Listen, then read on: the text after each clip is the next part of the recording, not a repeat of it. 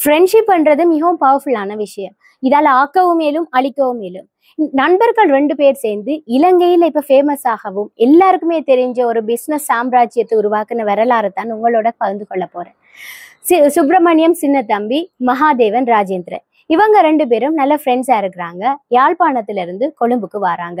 So கொழும்புக்கு வந்து வேலை தேடி வரக்குள்ள வந்து ஒரு அமெரிக்கன் ட்ரேடிங் ஃபேர்ம்ல வந்து அவங்களுக்கு வேலை வந்து கிடைக்குது. இது எப்பண்டா 1930 நடக்குது. இவங்க நல்ல நேர்மையாகவும் நல்லா வேலை செய்யறாங்க. நல்ல இம்ப்ரெஷனையும் வந்து முதலாளிகள்ல இருந்து பெற்றுக்கொள்றாங்க. 1939 வந்து உலக யுத்தம் காரணமாக வந்து அந்த கம்பெனியை உருவாக்குனவங்க வந்து நாட்டை விட்டு வெளியேற வேண்டிய சூழ்நிலை வந்து வருது. சரி, இந்த இவ்வளவு உருவாக்குன பெரிய ஒரு கம்பெனியை நம்ம யார்கிட்ட கொடுத்துட்டு போகலாம் என்ற நேரம் அவங்களுக்கு முன்னுக்கு வந்தது இந்த 2 நண்பர்களும் தான். ஏனென்றா அவங்ககிட்ட இருந்த நேர்மையும் விடாமுயற்சியும் தான். சரி, அவங்ககிட்ட கொடுக்கலாம் என்ற நேரமும் அவங்களும் வந்து அந்த பொறுப்பை எடுத்துக்கொள்றாங்க, ரிஸ்க் எடுத்துக்கொள்றாங்க. ஒரு அந்த நிறுவனம் அந்த காலப்பகுதியில சில ப்ராடக்ட்ஸை வந்து கொஞ்சம் கொஞ்சமா வந்து விநியோகம் செய்து கொண்டிருந்தவங்க. அதுக்கு பிறகு இவங்க பொறுப்படுத்த சில துறைகள்ல வந்து அவங்க மேனுஃபேக்சரிங்கையும் வந்து ஸ்டார்ட் அப் பண்றாங்க. இப்ப பார்க்க பெண் இல்லாம வந்து அவங்க உற்பத்தி செய்யறாங்க, இங்க் மேனுஃபேக்சரிங் என்ற மாதிரி போறாங்க.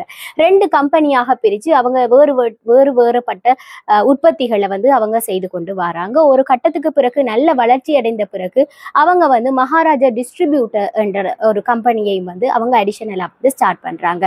ஒரு குறிப்பிட்ட காலத்துக்கு பிறகு அதுல ஒரு நண்பர் வந்து இறந்து போக அதுக்கு அடுத்த கட்டமாக நண்பர் இல்லாத குறையை வந்து இன்னொருத்தர் வந்து பொறுப்படுத்தி கொண்டு போறார்.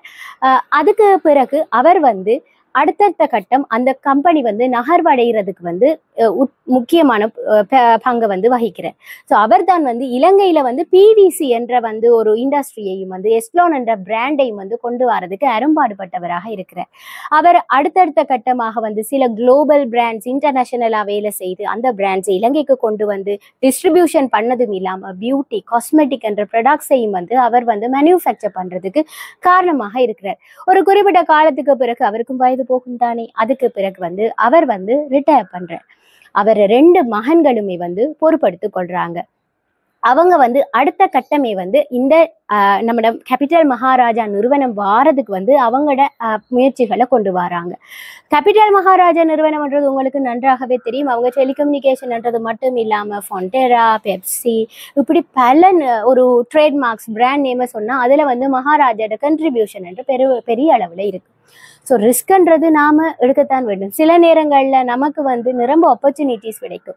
அந்த நேரம் வந்து கொஞ்சம் நம்ம ரிஸ்க் எடுத்த வேண்டாம். இந்த மாதிரியான வளர்ச்சிகளை நாம கொண்டு போகலாம். கடின உழைப்பு என்றது இதுல என்றைக்குமே முக்கியமானது என்று இவங்களோட பிசினஸ் ஸ்டோரியில இருந்து நாம எடுத்துக்கொள்ள வேண்டிய முக்கியமான விஷயமாக இருக்குது.